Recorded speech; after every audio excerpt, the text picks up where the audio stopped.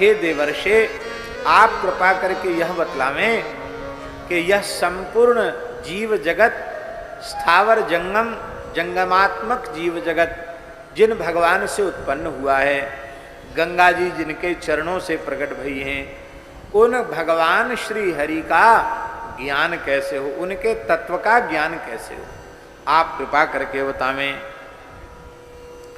श्री नारद जी बड़े प्रसन्न हुए और प्रसन्न होकर के श्री नारद जी ने कहा कि भगवान, आपने यही प्रश्न किया है, कथम सज्ञायते हरि। तो वस्तुतः आप तो साक्षात भगवत रूप हैं, भगवत तत्व का ज्ञान आपको है ही, शब्द ब्रह्म पर ब्रह्म का बोध आपको है, किंतु आखिर वैष्णव संत मिलें तो परस्पर क्या कहें सुने, इसलिए आपने बड़ा मंगलमय अवसर हमें प्रदान किया है भगवत गुणगान का। तो महाराज, वो तो एक ही भगवत तत्व का हमें सम्यकतया बोध हो जाए, उसका एक ही साधन है, क्या? ऊर्जे मासे शीते पक्षे चैत्रे माघे तथैव च नवान्ना किल श्रोतव्यम रामायण कथामृतम। ऊर्ज माने होता है कार्तिक महीना। भक्ति रसामृत सिंधु नामक ग्रंथ में श्री रूप गोस्वामी जी महाराज ने 64 प्रकार की भक्ति का निरूपण किया है। 64 प्रकार की भक्ति में एक भक्ति उन्होंने कार्तिक मास के आदर को माना है। रूप गोस्वामी जी कहते हैं, ऊर्जादरो विशेषेण, प्रत्येक वैष्णव का कर्तव्य है कि वह कार्तिक मास का विशेष आदर करे। ये दामोदर मास है, भगवत संबंधी मास है, अपने भजन साधन को कम से कम द्विगुणित कर दे, तीर्थ में स्थायी निवास करे, कल्पवास करे। और आज भी महाराज जी अयोध्या वृंदावन आदि के जो संत हैं वो साल भर कहीं घूमे, पर प्रायः संतों का भाव रहता कि कार्तिक के महीना में हम अयोध्या जी छोड़ के कहीं न जाएं, कार्तिक के महीना में हम ब्रज छोड़ के कहीं न जाएं, ये भाव रहता है। कार्तिक का मास अत्यंत पवित्र मास है। कार्तिक के मास में शुक्ल पक्ष में, माघ मास में शुक्ल पक्ष में, चैत्र मास के शुक्ल पक्ष में भक्ति पूर्वक 9 दिन पर्यंत श्रीमद् रामायण का, रामायण कथामृत का पान करना चाहिए। यह श्री नारद जी महाराज ने निर्देश किया। देखिए, यहाँ जो पक्ष का और मास का निर्देश किया गया है, ये विशिष्ट मुहूर्त हैं, इनमें तो श्रवण करना ही चाहिए। और वस्तुतः बात यह है कि सदा सर्वदा भगवान का मंगलमय चरित्र सुनना चाहिए। जिस महीने में भी सुनने को उपलब्ध हो जाए, जिस पक्ष में। भक्ति रसामृत सिंधु में श्री रूप गोस्वामी जी महाराज ने जहाँ 64 प्रकार की भक्ति का निरूपण किया है, वहाँ उन्होंने कहा है ऊर्जादरो विशेषेण। प्रत्येक वैष्णव का धर्म है कि वह कार्तिक मास का विशेष आदर करे। सामान्य दिनों में जितना भजन साधन नियम करता हो, कार्तिक में उसे चौगुना कर देना चाहिए। चौगुना न कर सके तो कम से कम दुगुना तो जरूर करना चाहिए, ऐसा शास्त्रों में लिखा है। कार्तिक में दीपदान की भी बड़ी महिमा है। वैसे दीपदान 12 मास किया जाए उसकी बड़ी महिमा है, पर कार्तिक में दीपदान की विशेष महिमा है। इसलिए हमारे सनातन धर्म के ऋषि महर्षियों ने ऐसी परंपरा बना दी कि भले ही महीना भर कोई दीपदान न करे, पर दिवाली को तो दिया सब जलावेंगे, तो कम से कम इस महीना में एक दिन तो दीपदान हो जाए। कौन ऐसा होगा जो दीपावली को दीपक प्रज्वलित न करता हो? पर है पूरे महीने की विधि। और दीपक विशुद्ध वेद लक्षणा भारतीय देसी गाय के घृत से दीपक प्रज्वलित किया जाए, तभी दीपदान की महिमा है। ऐसा घी उपलब्ध न हो प्रामाणिक रूप से, तो शुद्ध तिल के तैल आदि से ही दीपदान करना चाहिए, घी से नहीं। घी से तभी करे जब प्रामाणिक रूप से यह ज्ञात हो कि यह विशुद्धतम वेद लक्षणा भारतीय देसी गाय का ही घृत है।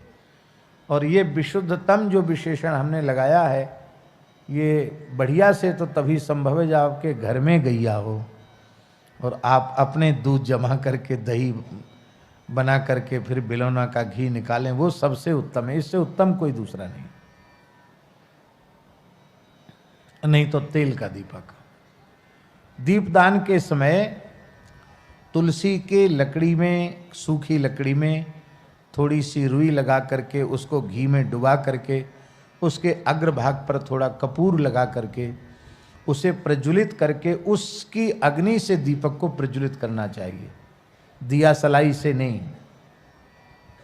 मोमबत्ती से नहीं।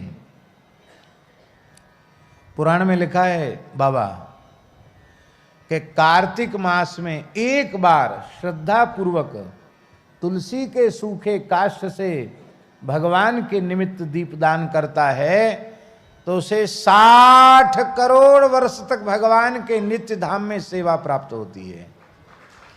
भगवान के श्रीअंग की सेवा कितने वर्षों तक?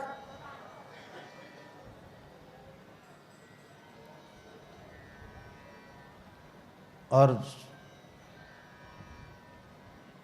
जो बिना गिनती के दिया पे दिया प्रज्वलित करते हैं उनका तो, इसलिए हम बोलते हैं कि जो वैष्णव हो जाते हैं ना, उनका खाता चित्रगुप्त फाड़ के फेंक देते। कहाँ तक कलम घिसें? इतने पुण्य हैं उनके कि उन पुण्यों की गणना करने के लिए कितना कागज और कितनी कलम, कितनी स्याही चाहिए। इसलिए कहते भैया अब तो ये भगवदीय जीव हो गया, अब इसके कोरे कागज पड़े हुए हैं, उस पर तो जय श्री कृष्ण लिखो, श्री कृष्णा शरणम लिखो, अब इसका तो सब खाता समाप्त है। वैष्णव के पुण्य की सीमा नहीं है और दीपदान करके उसका पुण्य अपने पास नहीं रखता। अनेन दीपदानाख्य कर्मणा श्री कृष्ण चंद्र प्रियताम नमम श्री कृष्णार्पणमस्तु, श्री रामार्पणमस्तु, भगवान को अर्पित कर देता है। एक रानी थी बाबा, पुराणों में, स्कंद पुराण में कथा आती थी। सूर्यवंश की रानी थी, चक्रवर्ती सम्राट साम्राज्ञी थी वो।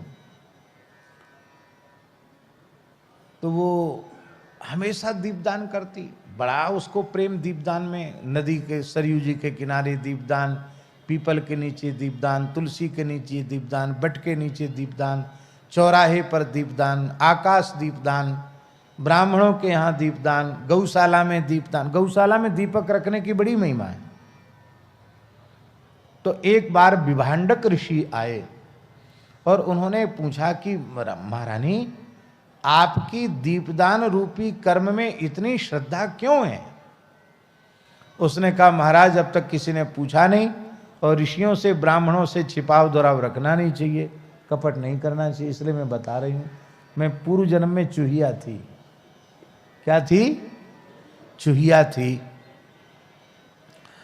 तो मारजारी बिल्ली हमारे पीछे पड़ी, तो बिल्ली के डर के मारे मैं भगवान के मंदिर के, नारायण भगवान का मंदिर था, गर्भगृह में घुसी चली गई। और बिल्ली ने तो वहाँ भी मेरा पीछा नहीं छोड़ा, वो मंदिर में घुस गई। तो मैं भय के मारे सिंहासन पर चढ़ी और सिंहासन से कूदी, तो वहाँ जहाँ मंदिर में भीतर दीपक रखा था, दीपक के तेल में गिर गई। तो तेल में गिरने से क्या हुआ भैया जी? तेल में गिरने से क्या हुआ? कहते वो बत्ती जो मंदिर की थी वो धीमी पड़ गई थी और मेरे गिरने से बत्ती आगे की ओर खिसक गई, सो और बढ़िया से प्रज्वलित हो गई। उस गरम तेल में गिरने से मेरे तो प्राण चले गए, मैं मर गई। किंतु धोखे से दीपक की बत्ती मेरे द्वारा गुणाक्षर न्याय से आगे खिसक गई थी। उस पुण्य के प्रभाव से मुझे सूर्य लोक की प्राप्ति हुई। कार्तिक मास में धोखे से दीपदान हो गया। दिया काऊ को, बत्ती काऊ की, तेल काऊ को, मैं तो चूया ही। बचवे के ताई मैंने छलांग लगाई और सौभाग्य से गिर गई दीपक के तेल में, बत्ती आगे बढ़ गई। तो उसके पुण्य के प्रभाव से मुझे सूर्य लोक की प्राप्ति हुई, और सूर्य लोक में सुख भोगने के बाद मैं चक्रवर्ती, सूर्य वंश के चक्रवर्ती सम्राट की साम्राज्ञी बनी। मुझे अपनी पूर्व जन्म की स्मृति में चुहिया थी, धोखे से दीपदान हो गया तब उसकी इतनी महिमा है, और श्रद्धा पूर्वक दीपदान करें तब तो हमारे हृदय का अविद्या का अंधकार मिट जाएगा और सदा सर्वदा के लिए भगवान के चरण कमल प्राप्त हो जाएंगे। यहाँ शैलेश जी 60 करोड़ वर्ष की जो बात है ना, वो 60 करोड़ इस अर्थ में है माने अनंत काल के लिए। 60 का मतलब 60 करोड़ ही मत समझना, 60 करोड़ एक बड़ी संख्या है। बड़ी संख्या का मतलब है अनंत काल के लिए। क्यों? भगवान के धाम की तो मर्यादा है, यद गत्वा न निवर्तन्ते तद्धाम परमम मम, पर कुछ न कुछ तो कहना पड़ेगा, इसलिए 60 करोड़ की एक सीमा बता दी कि एक बार दीपदान कार्तिक में कर ले तो 60 करोड़ वर्ष तक की, और भगवान की नित्य धाम में नित्य सन्निधि और भगवान का नित्य कैंकर्य प्राप्त होता है।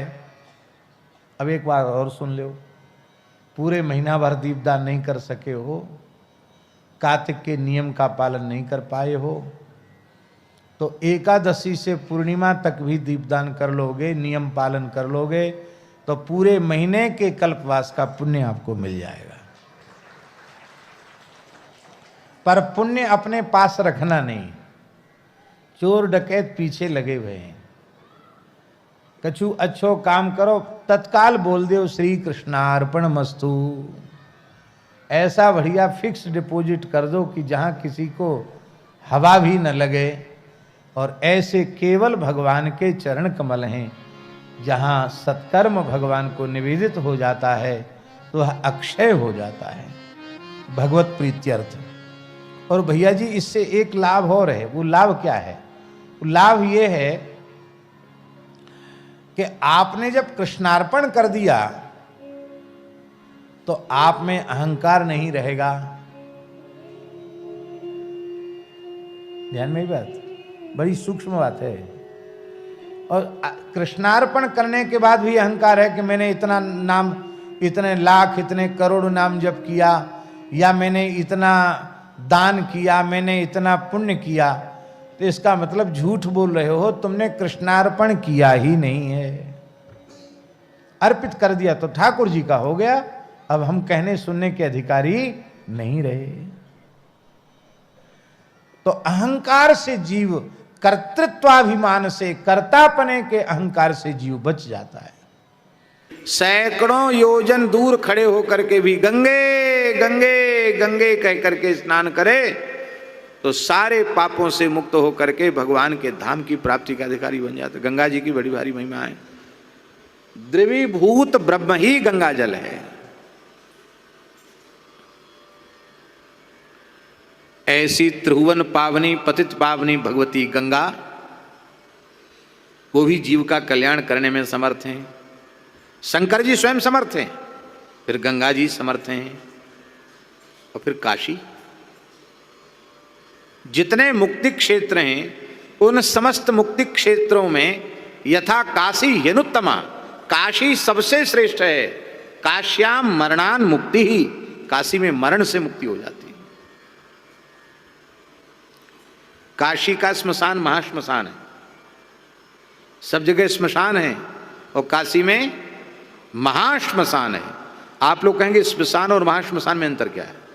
श्मशान में शरीर जलता है, श्मशान में पार्थिव शरीर जलता है, पर काशी में जब दाह संस्कार होता है तो स्थूल, सूक्ष्म और कारण तीनों जल जाते हैं।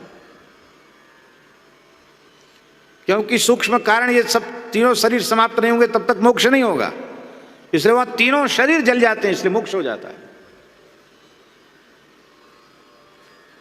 काशी में मरने से मुक्ति होती है। अब काश्याम मरणान मुक्ति, ये भी श्रुति वचन है, उपनिषद का वाक्य है, काश्याम मरणान मुक्ति। और ऋते ज्ञानान्न मुक्ति ही, ये भी श्रुति वचन है। अब इसकी संगति कैसे बिठाओगे? काशी से मरने से मोक्ष हो गया तो बिना ज्ञान के मुक्ति नहीं होती, बात तो झूठी हो गई। और ज्ञान से ही मुक्ति होती तो काशी में मरे और चाहे काशी में न मरे तो मुक्ति होगी नहीं होगी, क्या प्रयोजन हुआ। दोनों श्रुति वचन है तो उनकी संगति कैसे होगी। काश्याम मरणान मरणान मुक्ति ही ये वचन सही है अथवा ऋते ज्ञानान्न मुक्ति ये वचन सही है, कौन सा वचन सही? दोनों सही है, क्योंकि दोनों भगवान वेद के वाक्य हैं।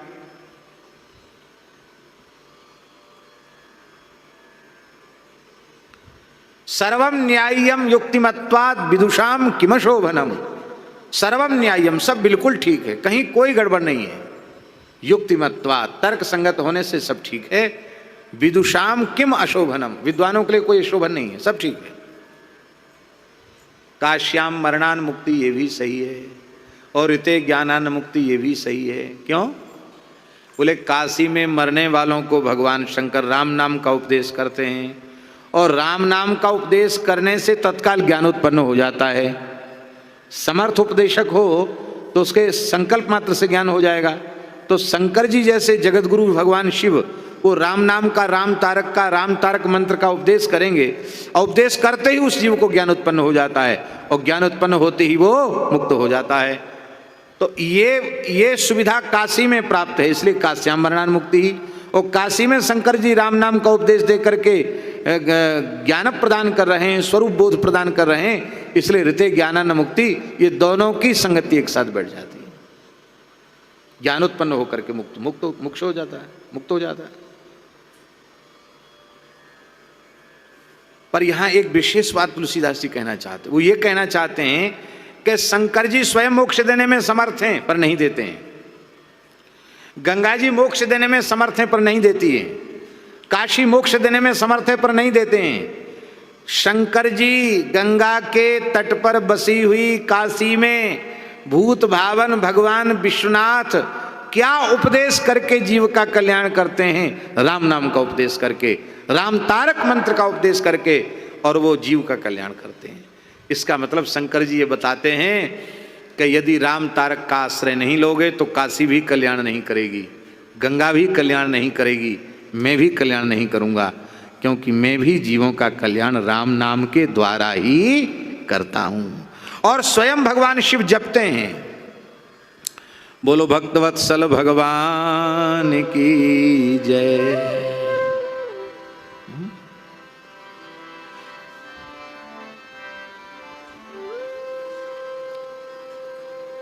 मरत महेश उपदेश हैं कहा करत, सुरसरी तीर काशी धर्म धरनी, राम नाम को प्रताप हर कहीं जपें आप।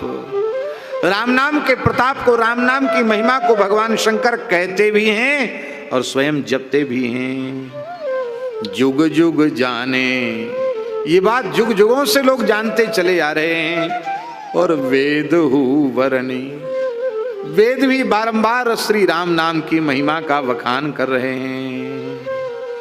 इसलिए राम नाम के जपे पे जाए जिय की जरनी, राम नाम के जपे पे जाए जिय की जरनी, राम नाम के जपे पे जाए जिय की जरनी, राम नाम के जपे पे जाए जिय की जरनी। देखो सतयुग में वाल्मीकि महर्षि का कल्याण राम नाम से हो गया। उल्टा नाम जपत जग जाना, वाल्मीकि भय ब्रह्म समाना। सतयुग के अंत में, त्रेता के आरंभ में प्रहलाद जी का कल्याण राम नाम से हो रहा है। और त्रेता के अंत में शबरी, बंदर, भालू, केवट, निषाद, गृद्धराज, जटायु, इन सब का कल्याण राम नाम से हो रहा है। और कलयुग में श्री कबीर दास जी, रैदास जी, सदन कसाई आदि निम्न योनियों में उत्पन्न हुए भक्त, इनका केवल राम नाम से ही कल्याण हो रहा है। हाँ। इसलिए जुग जुग जुग जुग से राम नाम की महिमा चली आ रही है। चहु जुग चहु श्रुति नाम प्रभाव, चहु जुग चहु श्रुति नाम प्रभाव, कली विशेष नहीं आन उपाव, कली विशेष नहीं आन उपाव, कली विशेष नहीं आन उपाव, कली विशेष नहीं आन उपाव, हाँ कली विशेष नहीं आन उपाव, कली विशेष नहीं आन उपाव। कितने पद हैं, कितने पदों को हम कहें, अब गाएंगे बजाएंगे तो कोई उसका पारावार नहीं है। सोई भलो जो राम ही गावे, सोई भलो जो राम ही गावे, स्वपच प्रसन्न होई बड़ सेवक, स्वपच भंगी चांडाल, स्वपच प्रसन्न होई बड़ सेवक। हमारी बात नहीं, सूरदास जी कह रहे हैं, भगवान का सेवक बन जाए, राम राम जपने लग जाए तो स्वपच भी धन्य हो जाएगा। स्वपच प्रसन्न होय बड़ सेवक, बिनु गोपाल द्विज जन्म न भावे। ब्राह्मण कुल में जन्म हुआ पर गोपाल जी से विमुख है तो क्या बात बन जाएगी। बाद विवाद यज्ञ व्रत साधे, कतहु जाय जन्म डहकावे, होई अटल जगदीश भजन में, सेवा तासु चारि फल पावे। कहूँ ठोर नहीं चरण कमल बिन, भृंगी ज्यों दसहूं दिशि धावे। सूरदास प्रभु संत समागम, आनंद अभय निशान बजावे। सोई भलो जो राम ही गावे। श्री कबीरदास जी महाराज सदुक्कड़ी भाषा में, जो जन ले खसम का नाऊ, जो जन ले खसम का नाऊ, तिनके सदा बलिहारी में जाऊं, तिनके सदा बलिहारी में जाऊं। जो गुरु के निर्मल गुण गावे, जो गुरु के निर्मल गुण गावे, सोई भाई मेरे मन भावे। सोई भाई मेरा भाई है कबीरदास जी। मन भावे, जो जन ले खसम का नाम, हाँ जो जन ले खसम का नाम, तिनके सदा बलिहारी में जाऊं। के सदा बलिहारी में जाऊं।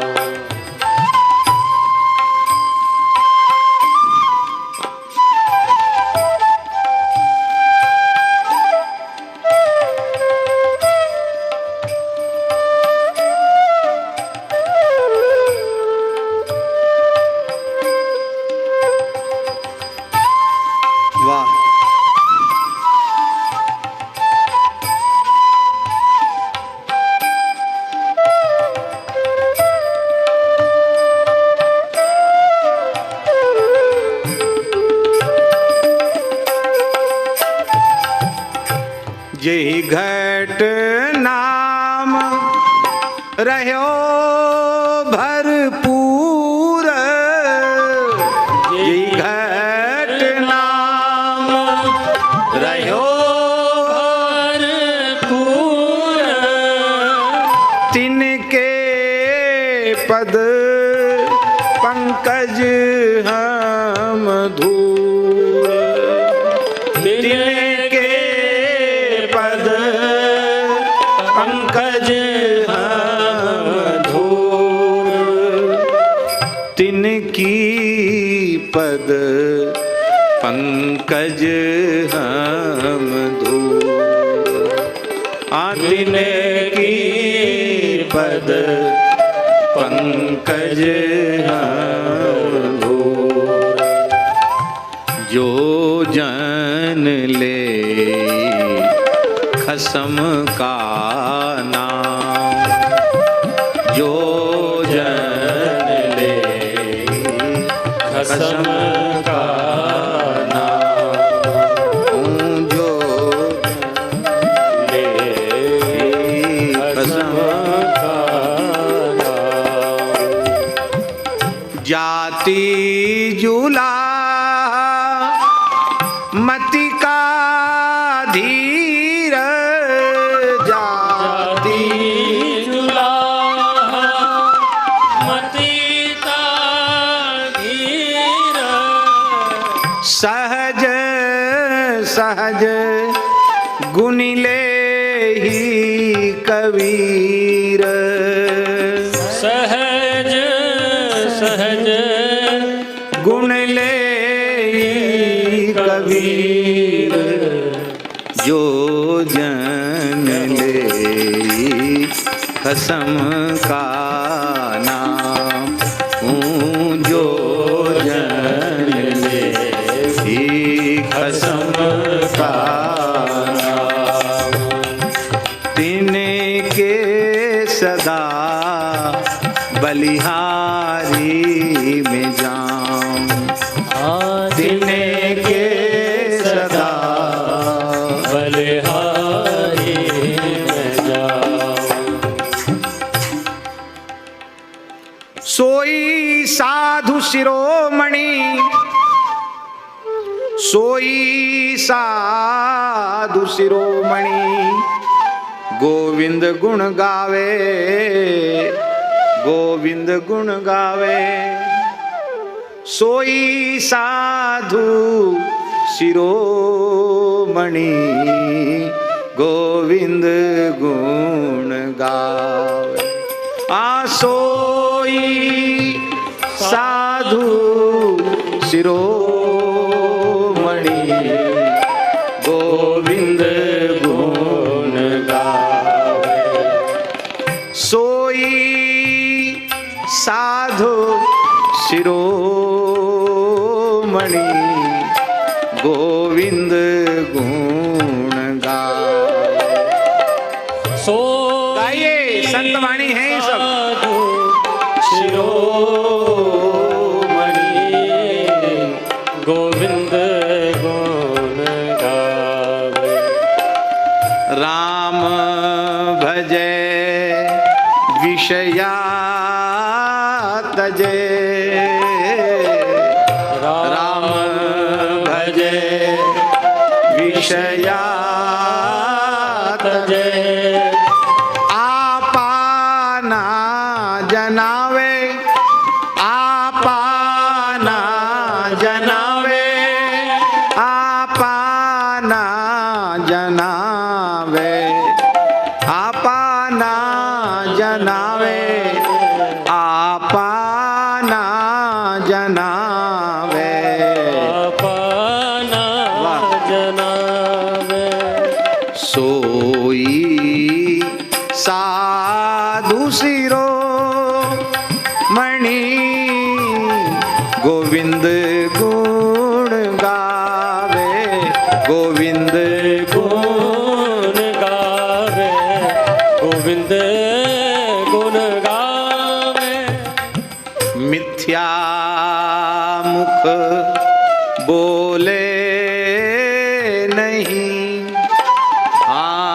मिथ्या मुख बोले नहीं, पर निंद्या नहीं, पर निंद्या नहीं, अगुण छोड़े गुण गहे,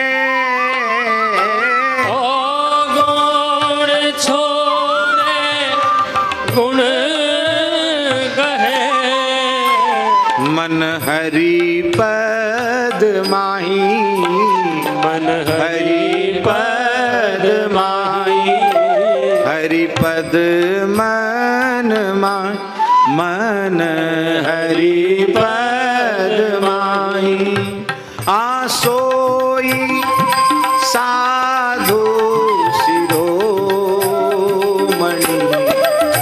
गोविंद गुण गावे, आसोई साधु शिरोमणि, गोविंद गुण गावे।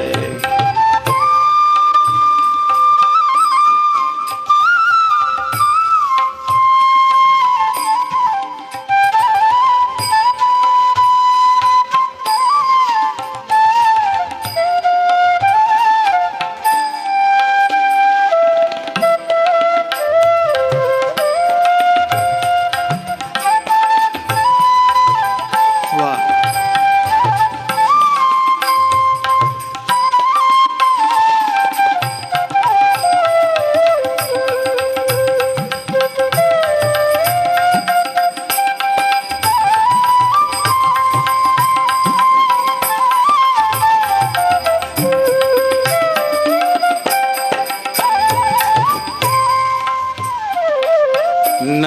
नरवैरी सब आत्मा पर आत्म जाने, नरवैरी सब आत्मा पर आत्म जाने, सुखदाई समता गहे, सुखदाई वाह। समता गहे, दादू जी ने स्पष्ट कर दिया, विषमता दुखदाई है, समता सुखदाई है। सुखदाई समता गहे, सुखदाई समता गहे, आपा न जनावे, आपा न जनावे, आपा नहीं आने, आपा नहीं आने, आसोई साधु शिरोमणि, गोविंद गुण गावे, आसोई साधु शिरोमणि, गोविंद गुण गावे।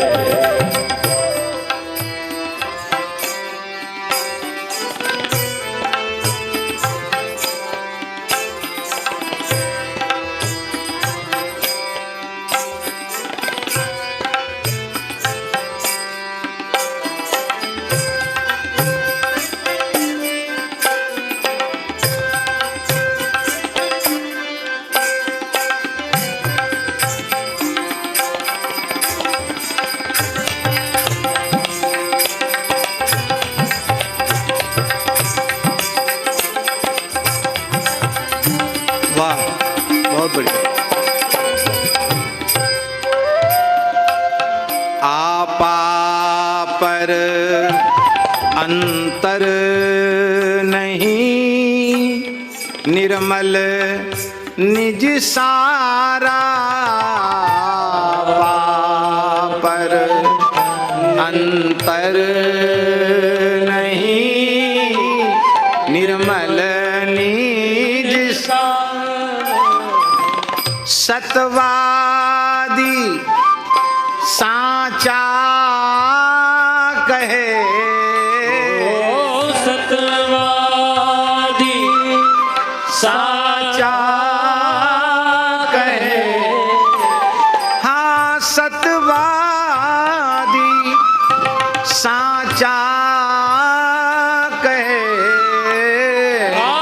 सतवादी साचा कहे, ले लीन बिचारा, ले लीन बिचारा, सोई साधु शिरोमणि, गोविंद गुण गाव, हाँ सोई साधु शिरोमणि, गोविंद गुण गावे, गोविंद गुण गावे, गोविंद गुण गावे।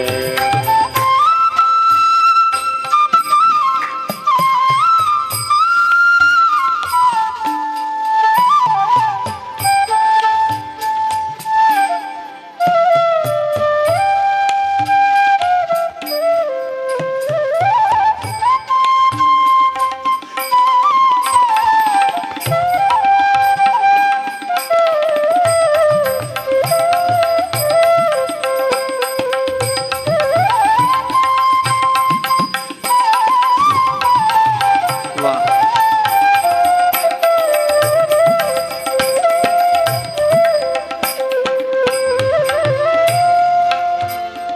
केवल और केवल भगवान की शरणागति जीव को अभयदान देने वाली है और कोई साधन नहीं।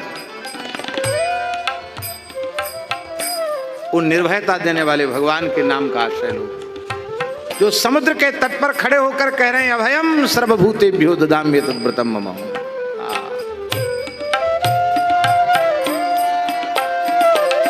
निर्भय भज न्यारा रहे, निर्भय भज न्यारा रहे। एक तो निर्भय होके भजो, एक निर्भय को भजो, एक भज के निर्भय हो जाओ। निर्भय भज न्यारा रहे, निर्भय भज न्यारा रहे। काहू लिपत ना होई, काहू लिपत न होई, पद्म पत्र मीमांसा। निर्भय भज न्यारा रहे, निर्भय भज न्यारा रहे। काहू लिपत न होई, काहू लिपत न होई, दादू सब संसार में। दादू सब संसार में, हाँ दादू सब संसार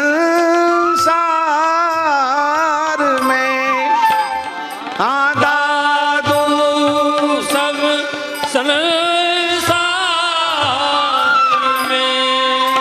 ऐसा जन कोई, ऐसा जन कोई, ऐसा जन कोई हमारे गुरुदेव भगवान के जैसा। ऐसा जन कोई, ऐसा जन कोई, हाँ दादू सब संसार में। ऐसा जन कोई, हाँ दादू साधु सब संसार में ऐसा जन कोई। हाँ सोई साधु सिरो मणि गोविंद गुण गावे। सोई साधु शिरोमणि गोविंद गुण गावे। हाँ गोविंद गुण गावे। हाँ गोविंद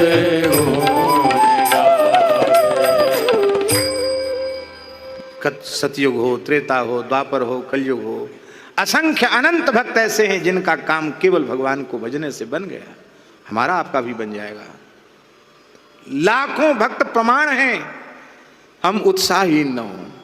भगवान ने बड़ी कृपा की है जो हमको कलयुग में जन्म दिया है। हमको कल्याण का पूरा अवसर भगवान ने प्रदान किया है।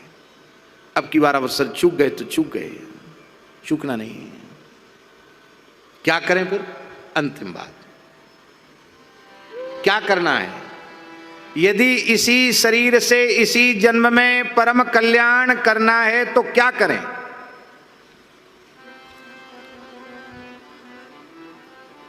आहा, राम नाम के जपे पे जाए जिए की जरन। राम नाम के जपे पे जाए जिए की जरन। क्या करना है? ध्यान से सुनो, जगा दो उसको, सो रहा है। राम नाम के जपे पे जाए जिए की जरनी। राम नाम के जपे पे जाए जिए की। क्या करना है? मति राम नाम ही सो, रति राम नाम ही सो। मति राम नाम ही सो, रति राम नाम ही सो। मति राम नाम ही सो, रति राम नाम ही सो।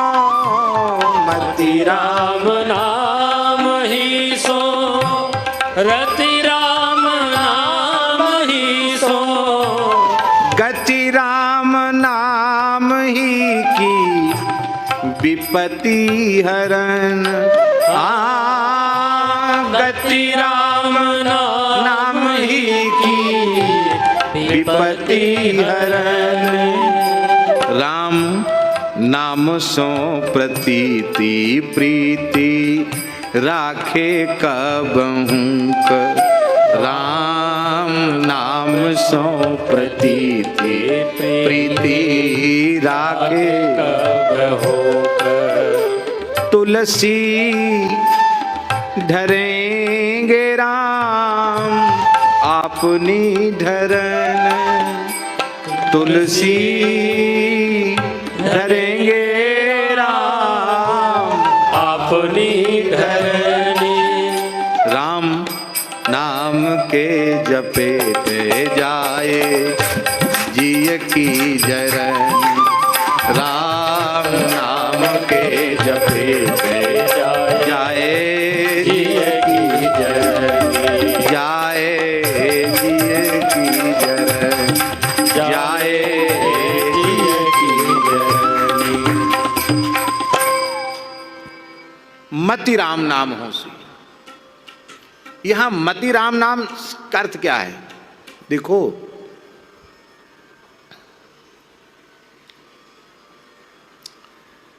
वेदादि शास्त्रों में, इतिहास पुराण में, स्मृतियों में, धर्म ग्रंथों में, नारद पांचरात्र, वैखानस आदि आगम ग्रंथों में, संतों की वाणियों में खूब नाम महिमा गाई गई है। और हम पढ़ते भी हैं, कहते भी हैं, सुनते भी हैं, पर उसे हमारी बुद्धि स्वीकार नहीं करती। आप तो स्वीकार कर रहे हैं, और आप पढ़े लिखो लोगों के बीच में कहिए तो वो आपकी बात को महत्व नहीं देंगे। वो कहेंगे सीधे सीधे गीता का उपदेश करो, उपनिषद बताओ, गीता बताओ, तत्व ज्ञान की ये क्या राम राम राम, ये क्या क्या होता राम राम राम करने से। वे कहते हैं कि ये प्राइमरी साधन है, कुछ नहीं जानते, पढ़े लिखे नहीं हैं। महाराज जी गीता के वाक्यों की लोग मनमानी व्याख्या करते, ददामि बुद्धि योगम तम ये न माम उपयांति थे। वो बुद्धियोग का अर्थ यही समझते हैं केवल दिमाग की दाएं, दिमागी उठापटक, ये नहीं है। ये ददामि बुद्धि योगम तम, ये अर्थ है राम नाम ही सुमति, ये है बुद्धि योग। निरंतर भगवान की बुद्धि में स्मृति बनी रहना। भैया हम क्या करते हैं, बहुत ध्यान से सुने, जीव को भजन में लगाते हैं, मन को नहीं लगाते। मन अलग रहे तो जीव काली भजन करती है, और बुद्धि तो स्वीकार करती नहीं। बुद्धि कहते किसको कहते हैं बुद्धि? जो मन की नाक में नकेल डाले रहती है, उसका नाम है बुद्धि।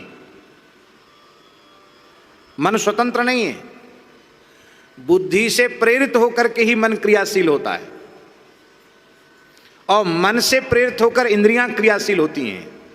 हम जब बुद्धि में राम नाम की महिमा को बिठा लेंगे तो हमारा मन राम नाम में रम जाएगा, और मन बुद्धि जब राम नाम में रम जाएंगे तो हमारे रोम रोम से राम नाम प्रकट होने लग जाएगा। केवल जिह्वा से नहीं, रोम रोम से, रोम रोम हर ठौर से भाई, ररंकार धुनि होए सदाई, राम सिया सबके पितुमाई, हरदम सन्मुख परें दिखाई।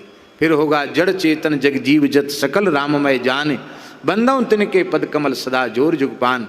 फिर अर्थ लगेगा सी राम मैं सब जग जानी, करहूं प्रणाम जोर जुग पानी।